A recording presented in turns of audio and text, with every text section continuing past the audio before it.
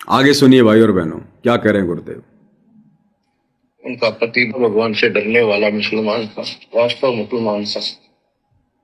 उसने कहा, राबिया, आपने निकाह कबूल क्यों किया, ये बताओ। उसने कहा कि मेरी मजबूरी थी, मेरे माता पिता मर जाते, वो दोष नहीं लेना चाहती थी, उनका भी काम बन गया। अब आप बताओ, आपका क्या इरादा है? मेरा फाइनल है, या तो मौत या अपनी भक्ति करूंगे।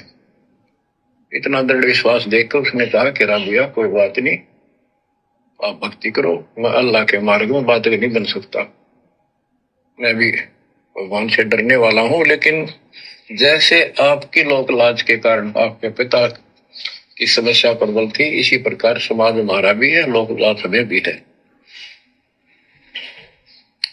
आप मेरी दृष्टि में, मेरी तरफ से तो मेरी सिस्टर होगी, समाज की दृष्टि में मेरी वाइफ बनकर रहना होगा। वो बोली, मुझे मंजूर है।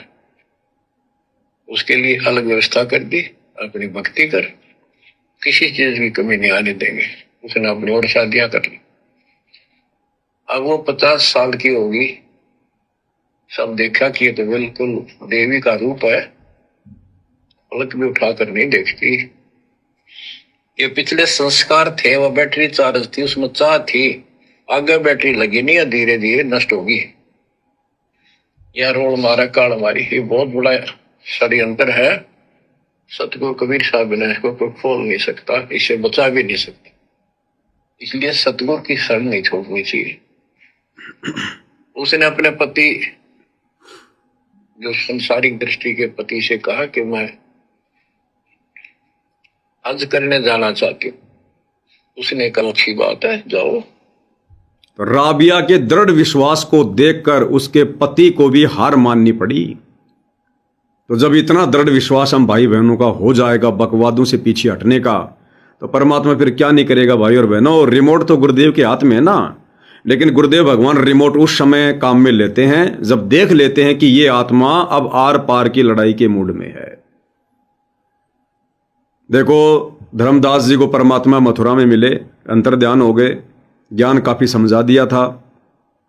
धर्मदास जी वापस बांधवगढ़ आ गए, बड़े चिंतित रहने लगे, दुबले पतले हो गए, खाना पीना छूट गया कि जब तक परमात्मा नहीं मिलेगा, वो जिंदा नहीं मिलेगा, बात नहीं बनेगी।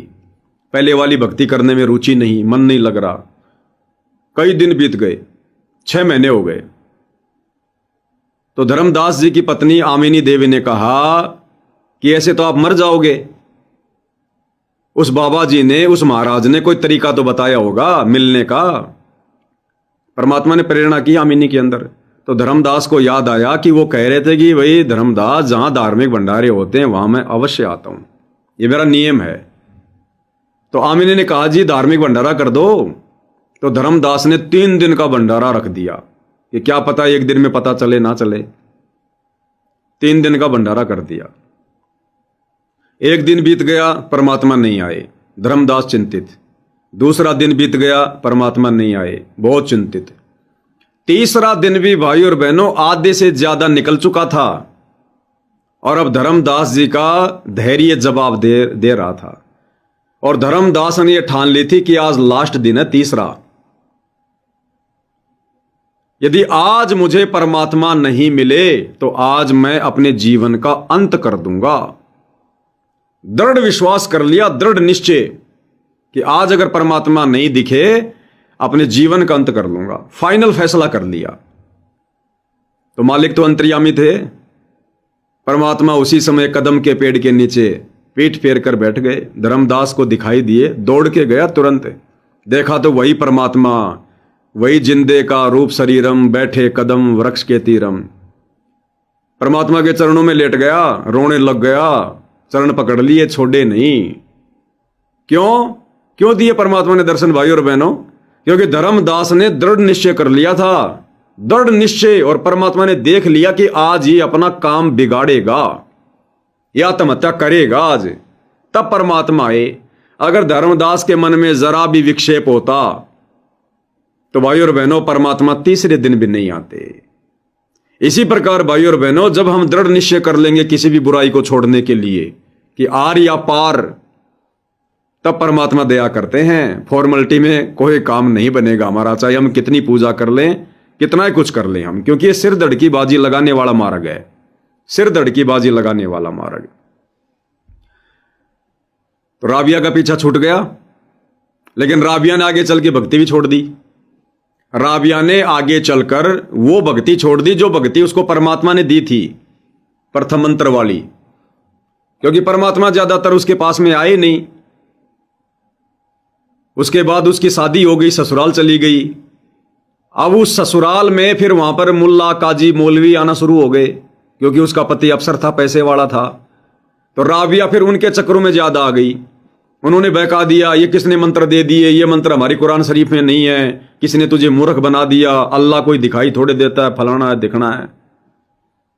तो राबिया फिर भ्रमित हो गई ज्ञान की कमी के चलते। लेकिन निश्चय उसका यही रहा कि मैंने मोक्ष प्राप्त करना है, चाहे पहले वाली भक्ति से मिलो और चाहे वर्तमान वाली भक्ति से मिलो। उसके बाद फिर वही मुसलमान धर्म की परंपरागत पूजा में पड़ गई। लोगों के कहने से फिर वो हज की यात्रा के लिए तैयार हो गई, मक्का मदीना जाने के लिए तैयार हो गई। क्या कह रहे हैं पूज्य गुरुदेव भगवान?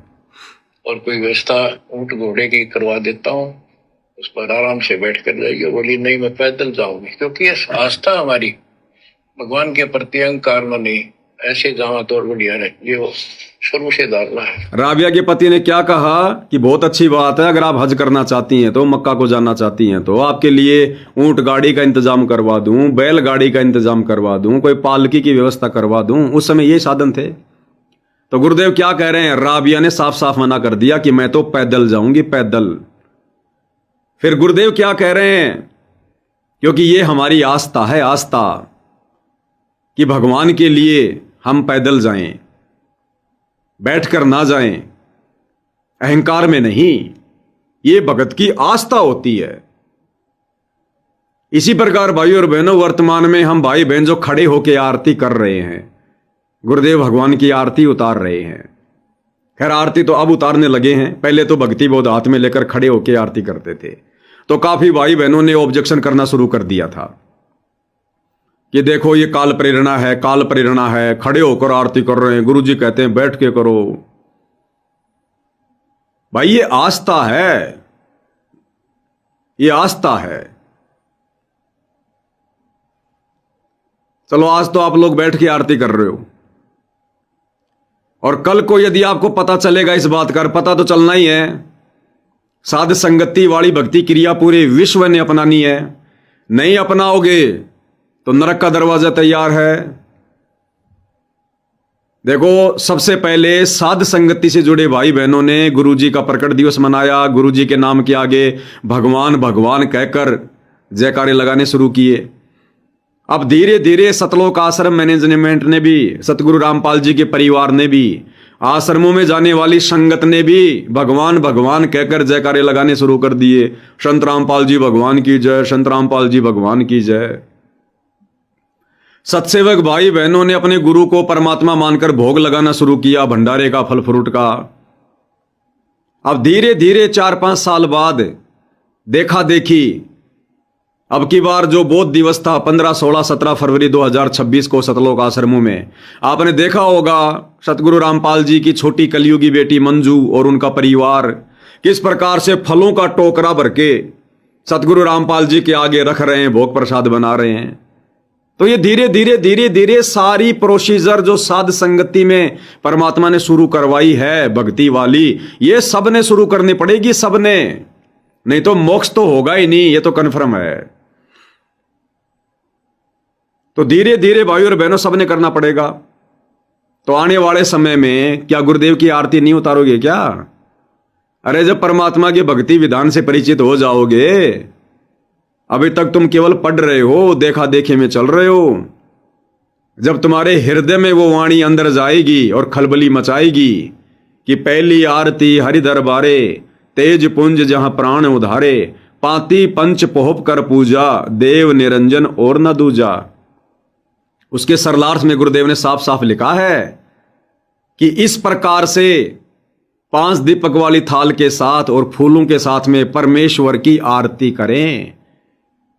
तो जब आरती उतारना शुरू करोगे तो क्या बैठे बैठे उतारोगे? क्या बैठे बैठे उतारोगे आरती? खड़ा होना पड़ेगा ना। तो सारी विधि अपनानी पड़ेगी भाई, जो साध संगति में है। साध संगति में परमात्मा वो सारी विधि शुरू करवा रहे हैं, जो विधि आज से पहले हम अपने बुद्धि स्तर से शुरू नहीं कर पा रहे थे, गुरुदेव के सत्संगों का निष्कर्ष निकाल कर शुरू नहीं कर पा रहे थे। परमात्मा ने साध संगति पे वो दया बख्शी। अब आने वाले समय में पूरा विश्व है, पूरी संगत, जिन जिन लोगों को सतगुरु रामपाल जी की भक्ति करनी होगी, उन्होंने साध संगति से जुड़े भाई बहनों की तरह ही सारी भक्ति विधि करनी पड़ेगी, सारी क्रिया करनी पड़ेगी। दूसरा कोई तरीका नहीं है। तो क्या करें गुरुदेव भगवान? राबिया के पति ने कहा कि ऊंट गाड़ी का इंतजाम कर दूं। उसने कहा कि नहीं, मैं तो पैदल जाऊंगी। क्या करें गुरुदेव? ये भगत की अपनी आस्था होती है। तो ये हम सत्सेवक भाई बहनों की तो ऐसी कोई आस्था वाली बात भी नहीं थी। या तो सीधा सीधा गुरुदेव भगवान ने आदेश दिया हुआ है संध्या आरती के सरलार्थ में कि पांति पंच पोप कर पूजा, देव निरंजन और न दूजा। अरे भोग की आरती के समय तो गुरुदेव भगवान हाथ तक यूं हिला के इशारा करते हैं कि पांति पंच पोप कर पूजा, देव निरंजन और न दूजा। सुना कभी भोग आरती का वीडियो गुरुदेव भगवान का?